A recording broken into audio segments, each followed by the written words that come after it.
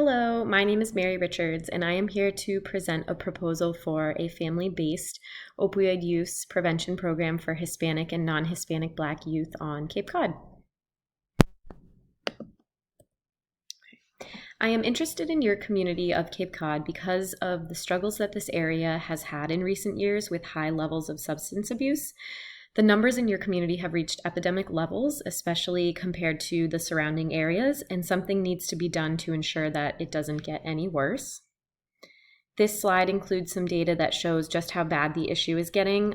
This county has had more instances of overdose hospitalizations when compared to the rest of the state, and these admissions are usually due to misuse of fentanyl or heroin. The Cape also has one of the highest prevalence rates of opioid use disorder, with a percentage of 5.03%. And mortality rates due to opioid-related deaths were up 7.5% from 2021 to 2022, which was the largest percent increase of any county in Massachusetts. So this image, it just shows what I mean when I say surrounding areas, so Plymouth County, Bristol County, etc. But everywhere in Massachusetts has been affected by the opioid epidemic in some way. So the target population that I want to focus on is non-Hispanic Black and Hispanic individuals. I have chosen this specific group because the data have shown that they are disproportionately affected by addiction and the repercussions that follow. Non-Hispanic Black residents are impacted the most when it comes to opioid-related deaths, with numbers increasing from 36 to 52 deaths per 100,000 from 2021 to 2022. And the overdose rates for Black and Hispanic individuals are higher than they are for white individuals, specifically those fentanyl and heroin-related deaths that I touched on in the last slide. So I'm sure all of you leaders that I'm speaking to today are aware that the issue of drug use affects more than just the individuals and the families that are torn apart by the disease. It also spreads to the surrounding community fairly quickly. The Cape is a region that's known for its vacations, so you guys rely on your tourists during the summer to keep businesses afloat throughout those quieter months. So if towns of this island are unable to keep stable employees due to the epidemic, then there will be less workers available to help generate that necessary income. And also the unemployed may slip deeper into their addiction and end up homeless or even become an added mortality. This will create chaos for the infrastructure of your county and ultimately could devastate the area if not controlled properly. So the most efficient way to make sure that doesn't happen is to implement an intervention from the ground up. The intervention that I'm proposing will address the issue of opioid use at the youth level so that Barnstable County natives are able to grow up with tactics that they learn here in this program to help deter substance use when faced with that choice in the future.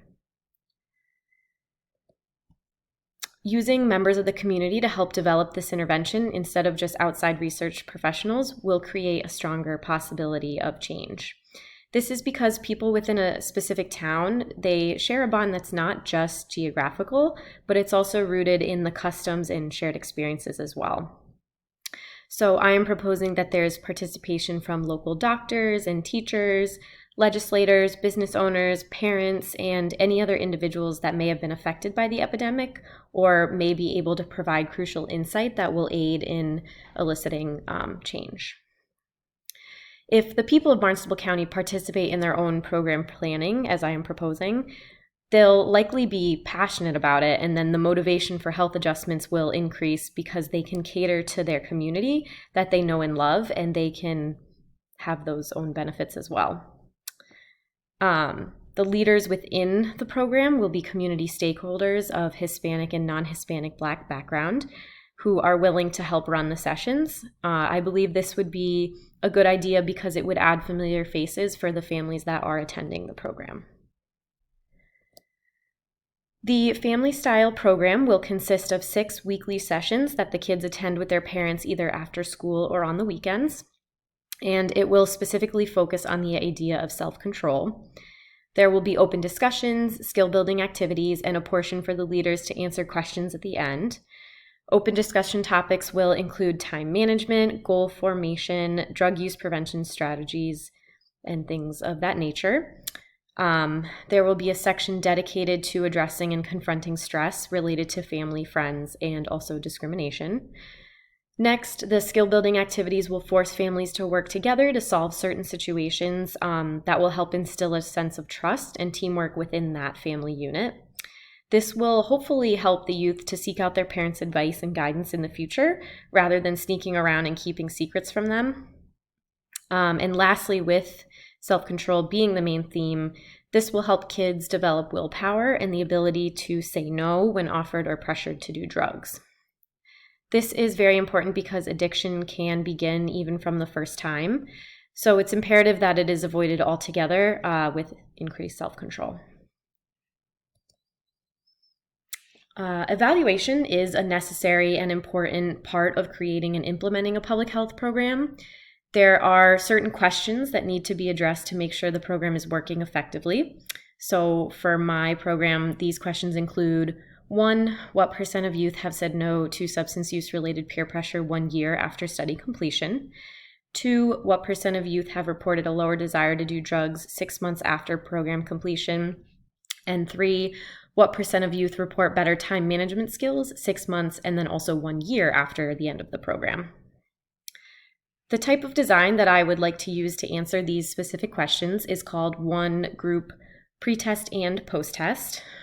This strategy involves non-experimental data collected before and after the program, only from the people participating, and then again multiple times after completion as well. This design can measure amount of change based on the intervention because there will be data before and after program implementation. It's also good for assessing individual level outcomes like these ones, and it's inexpensive too. The simplicity of this design is excellent for programs that don't have a lot of money or time, and also may not have the energy to train staff.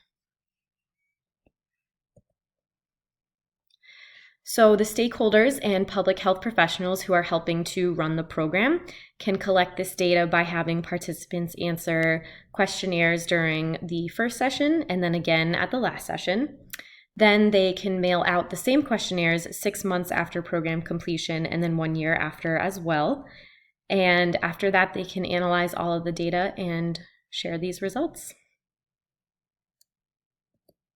And that concludes my proposal for my program. Thank you so much for listening, and I appreciate your time and attention.